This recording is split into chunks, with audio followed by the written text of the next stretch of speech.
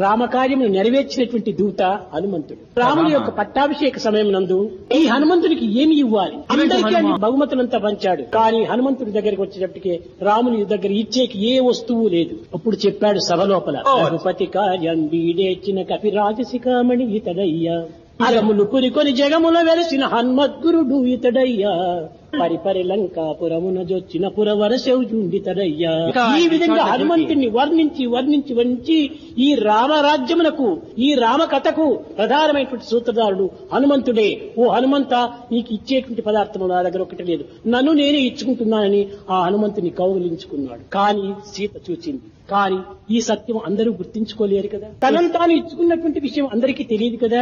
ఇంత పెద్ద సభ లోపల ఇంత గొప్ప కార్యంలో సాధించినటువంటి హనుమంతునికి ఏ కించిత్తైన కూడా బహుమతి ఇవ్వకూడదా? స్త్రీల యొక్క హృదయము మహాజాలి గుణము కనుక సీత యొక్క వివాహ సమయం నందు జనకుడు చాలా విలువైనటువంటి ముత్యపు హారాన్ని ఇచ్చాడు ఆమెకు. అప్పుడు ఆ మెడలో ఉన్నటువంటి ముత్యపు హారాన్ని తీసి, హనుమంత నీకు ఇది బహుమతంగా ఇస్తున్నా. ఈ హనుమంతుడు ఒక్కొక్క ముత్యమును తీశాడు, కొరికాడు, చెవు దగ్గర పెట్టుకున్నాడు, విసిరి పారవేశాడు. తక్షణమే సీతకు చాలా కష్టమేసింది. అయ్యో, హనుమంతుడు చాలా గొప్ప మేధావి అని, తెలివితేటలు వాడని భావించాను అని ఇంకా కోతి బుద్ధి పోలేదు కదా, ఇంత విలువైనటువంటి ముత్యాన్ని పారవేస్తున్నాడే అని తిరిగి యోచించింది. అర్థం లేని కార్యాన్ని హనుమంతుడు చేయడు. హనుమంతుడిని పిలిచి, నీవు ఈ విధంగా చేయడానికి ఏది కారణము ప్రశ్నించింది. అప్పుడు హనుమంతుడు చెప్పాడు, తల్లి, ముత్యం విలువగా ఉండవచ్చును, ప్రాకృతమైన విలువ ఈ ముత్యానికి, కానీ ఆధ్యాత్మికంలో దీనికి విలువ లేదు అన్న. దీనికోసము రామా రామా అనేటువంటిది ప్రతి పదార్థం నందు కూడా ఉండినప్పుడే ఆ యొక్క పదార్థం నాకు ఇష్టము. నేను చూచాను, కొరికి చెవులో పెట్టుకున్నాను, ఏమి దీంట్లో రామనామమే లేదు.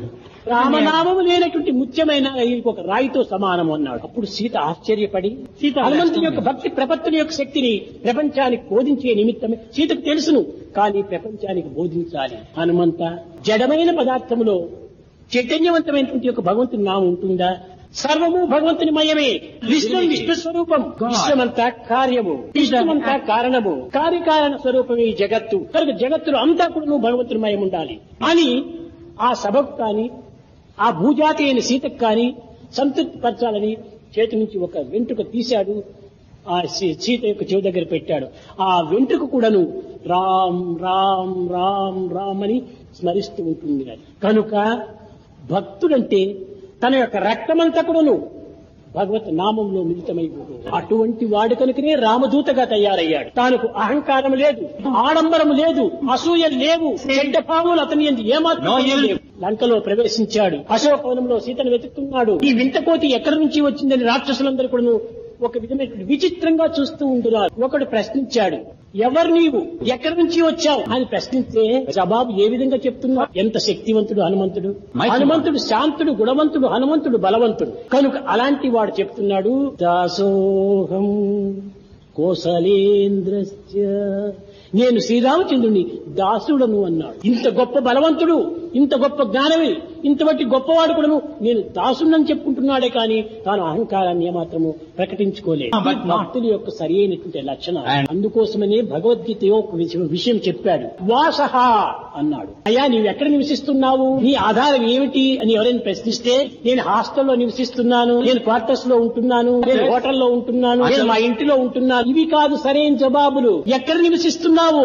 ఆత్మలో నివసిస్తున్నావు. అది కరెక్ట్ అంశం. కనుకనే ఈ ప్రశ్నలకంతా కూడా సరైనటువంటి ఆన్సరు ఎవరు చెప్పేటువంటి వారు లేకపోవటం చేతనే మానవుడు అనేక భిన్నార్థములు తీసుకొని నానార్థంలో పెంచి అనర్థాన్ని స్వీకరించి యథార్థాన్ని విస్మరిస్తున్నాడు.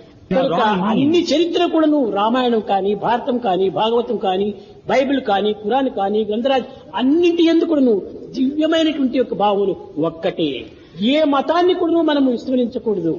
అన్ని మతములను కూడా మనం గౌరవించాలి. మానవులందరూ ఒక్కటే, దైవం ఒక్కడే, గవ్యం ఒక్కటే, రూపనామములు వేరు వేరే. కనుక ఈ భావాన్ని మనము దృఢం పరచుకోవాలి.